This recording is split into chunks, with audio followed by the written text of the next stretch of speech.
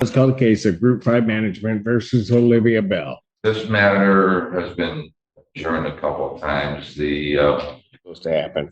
We Yeah, adjourned out to today. What do you have as a current balance? okay.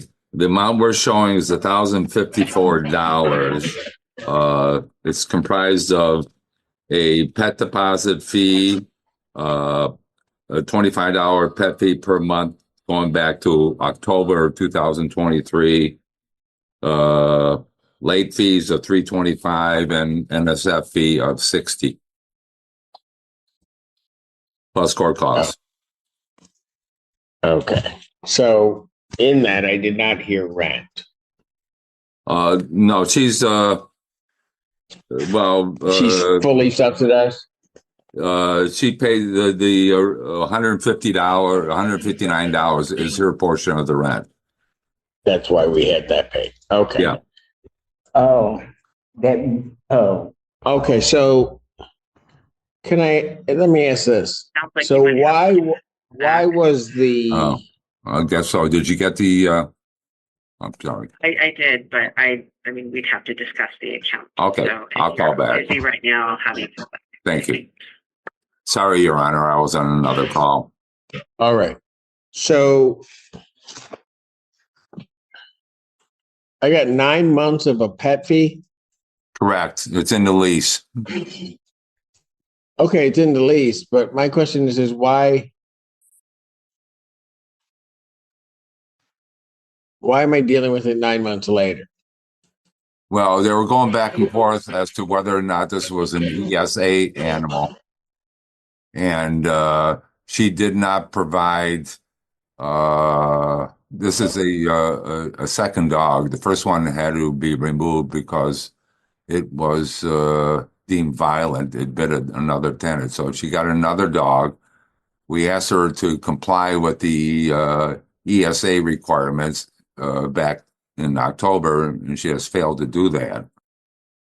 So that's why the pet fee of $225, there is a pet addendum to the lease. It's $25 a month plus a $200 pet deposit that she does owe. And it's deemed, rent. So when did the first dog qualify? the first Yes. dog qualified. It was So then it was removed. because it was a pit bull and it bit somebody. But the Okay. Okay. All right. Hold on. Okay. So that dog had to be removed. She gets another dog. Correct. And that dog would have to qualify the same way as an ESA with the doctor's statements that is necessary and required. She has failed. Hold it. But here's what I'm trying to figure out. The doctor's statement had no bearing on the dog itself. It was as to Miss Bell, right? Is that right? What? Meaning, whether I got a Chihuahua or a Burmese mountain dog, doesn't matter what the dog is.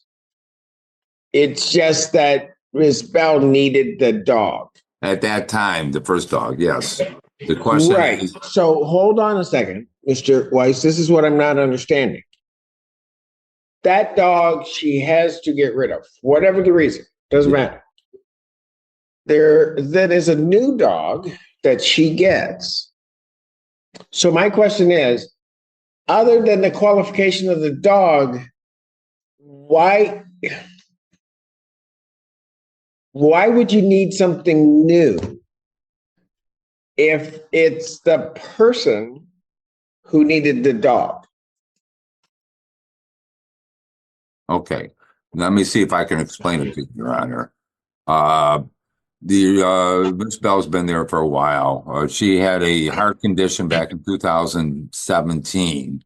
She got the pit bull. She got the qualification for ESA, so there was no pet fee or pet deposit. Correct. Our policy is for any new dog, there would have to be the same justifications. So she got a new dog I think sometime in 2023, that dog would have to qualify. But hold on a second. You're not, as I understand what you're doing as a landlord, you're not qualifying the dog. No, but the question is, since No, hold on though. What you're doing is you're not qualifying the dog, you're qualifying the person to have the service animal. well, what we're saying, Your Honor, is that at the time of the new dog, she would have to qualify again as the need of the dog. That was 6, 7 years ago. How do we know that she still does need the dog? The courtroom sighs the moment the landlord walks in. Everyone remembers him from last time. He storms up the podium with a stack of random papers, claiming he's owed thousands by a tenant who already won the previous case. Judge Boyd raises an eyebrow and reminds him that the last judgment was final. But the landlord insists he has new evidence, even though his papers are nothing but handwritten notes and guesses. The judge is already confused by how unprepared Dog, and her doctor refused to send in that qualification. Had that doctor sent in the qualification and filed the proper paperwork, yeah, we would have done it. But that doctor refused to do it. That's why we're here.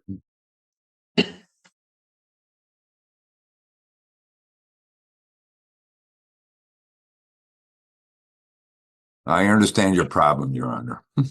Oh, my issue with that is if it's about the person, then why does it change when the dog changes? Well, It would seem to me that you would make her qualify every year, 2 years by having the doctor's notes and then to make sure that she still needs the dog. not necessarily, Your Honor. At the time of the original, hang on, Your Honor. At the time of the first instance, she would have to qualify, and the dog would have to qualify. But No, the but what's not, the circumstances dog may have isn't changed. qualifying. You are not qualifying the dog. Yeah, I could go get any dog in the world, bring the dog there, as long as her doctor says she needs a service animal, you will then qualify her to have a service animal. but her No, Mr. Weiss, you're qualifying the tenant to have a service animal. correct. The Okay. service animal itself, in a lot of ways, doesn't matter. Correct. She could have had a service dog. She could have had a service turtle. That's what I'm going to have. I'm going to get a service turtle. Anyway, she could have whatever, as long as a doctor is saying this is what this person needs. So if the issue really was once the dog no longer could be there, if the issue then was that it's the dog itself, then I could see that argument if she would have to qualify as being in need of a service animal every year. But she doesn't have to do that. No. She would be qualified as long as that other dog lived. Okay, that is correct. However, if the dog is no longer there, we would need justification from the doctor that she still needs a service animal. Yeah, but hold on. She didn't. Why? If that dog had stayed there, she Yes. wouldn't need to do anything. Correct. However, since the dog is no longer there, she would have to establish. She brought a substitute dog in. Yeah. Okay. She brought a substitute dog in. Yeah, the other However, dog's on vacation. Why? What? I don't. That doesn't make any sense, Mr. Weiss. Oh, I think it just doesn't. I think it does. I don't get it. If it's her qualifying, she's qualified to be in need of a service animal. Until somebody says that changes, she's still qualified in need of a service animal. Correct. The one service animal something happens with, she gets a new service animal. I don't think I think it's going to be up to plaintiff to prove she's no longer in need. And No, I don't think you're going to be able to do that. And I don't think you can under your lease because she automatically qualifies, or she doesn't automatically qualify. She qualifies and she stays qualified to have a service animal. see, that's where you and I disagree. I think at the time, I agree with you to the extent that if the dog had still stayed there, she qualified back in 2017. Okay, the dog's no longer there. How do we know she's still, when she gets a replacement or a new dog, how do we know she still needs a service animal? That's why We'll put the dog on the stand. the dog uses sign language. Yeah, but that's okay. Depending on what kind of dog it is, I can talk to it. We'll have it testify. I wondered about that, Your Honor. But what we're saying is that why, just out of curiosity, why wouldn't the doctor certify that she still needs the service animal? That's where we are. Oh, I cannot answer for a doctor, and I'm not going to. No, and the doctor hasn't answered or filled out the He form. may have said, She "Why doesn't am I need to. doing this? She's already been qualified to need a service animal. Well, I'm not signing another thing. You have no basis upon which to ask. She never said That might be the reason. Doctor never said that. She says, But I don't know that. All right. So how much are these pet fees? How much of this amount that she owes is a pet fee? She owes looks like 400. Judge Boyd asks for a clear explanation, and the landlord launches into a rant about emotional damages, lost potential income, and even demands money because the tenant used too much air conditioning. The courtroom can't believe what they're hearing. Judge Boyd tries to get him back on track, but every question is met with another bizarre claim. At one point, the landlord even says he should be paid because the tenant hurt the building's feelings. The judge literally leans back in disbelief. $125, including the pet deposit. Okay, so $425 of what she owes is that. Yes. What's the other? Is it a late fee because she didn't pay that?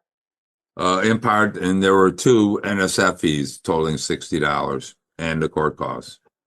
Okay, so the NSF fee she might need to pay. I don't know about those court costs. We'll have to figure that out because the bulk of what she's brought here for are not paying the pet fees and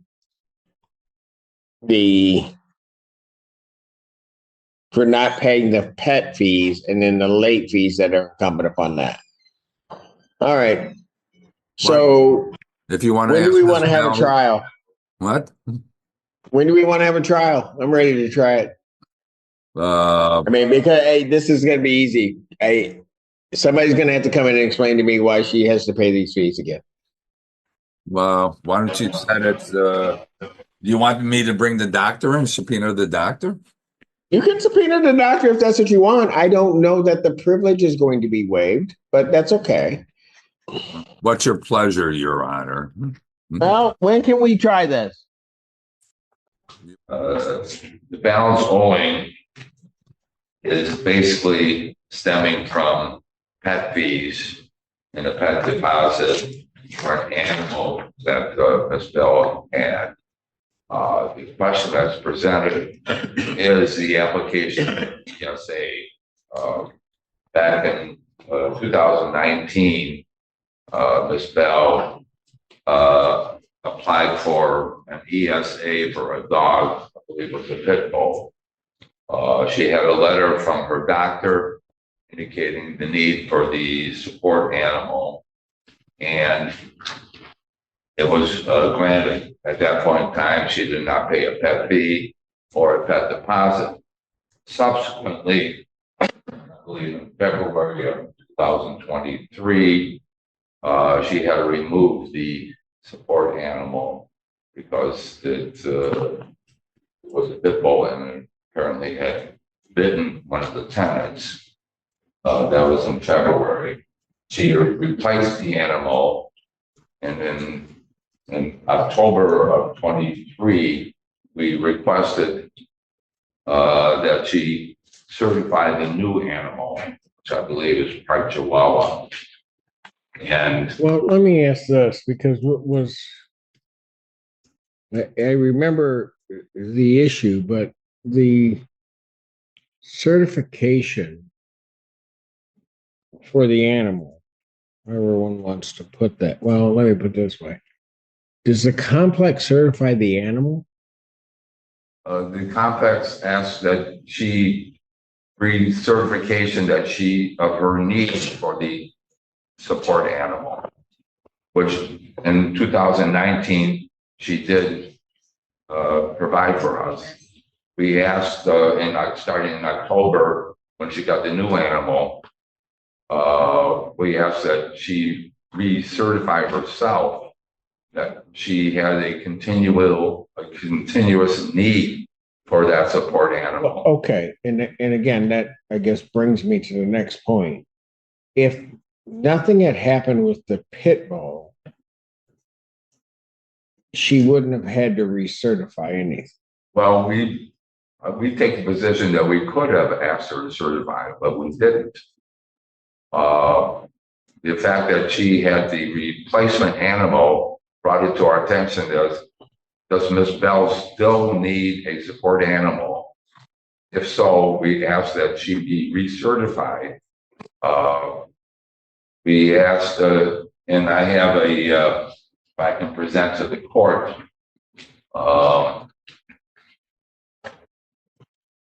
if I may approach Your Honor. What are those?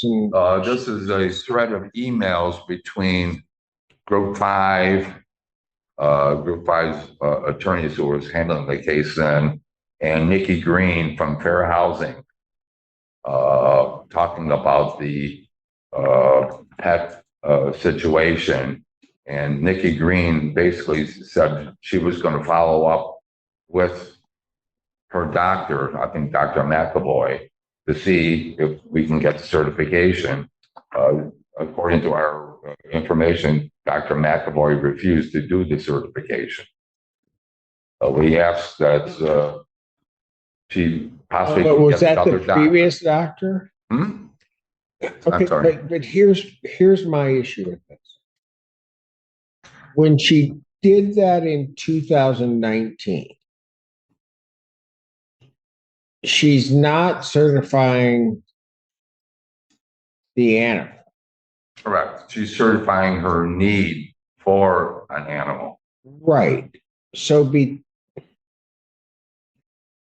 what would lead the complex to think that changed? Well, Because and the reason I'm asking that is because based upon at least what's been represented to the court, the only thing that happened is the removal of the animal. that brought it to the attention of management that does she still need a support animal? And that's why we requested a certification. Why would that raise the issue? Well, I believe there's a difference between an ESA and a service dog. A service dog, if you're blind or Right. handicapped, you apply for a. Seeing the chaos, Judge Boyd slowly goes through each of the landlord's points and exposes how none of them are backed by law or evidence. He explains that emotional damages don't apply to landlords, potential income isn't guaranteed, and using AC as part of living in a rental. The landlord gets defensive, claiming the court never takes him seriously, but the judge points out that he loses because he brings absurd arguments, not facts.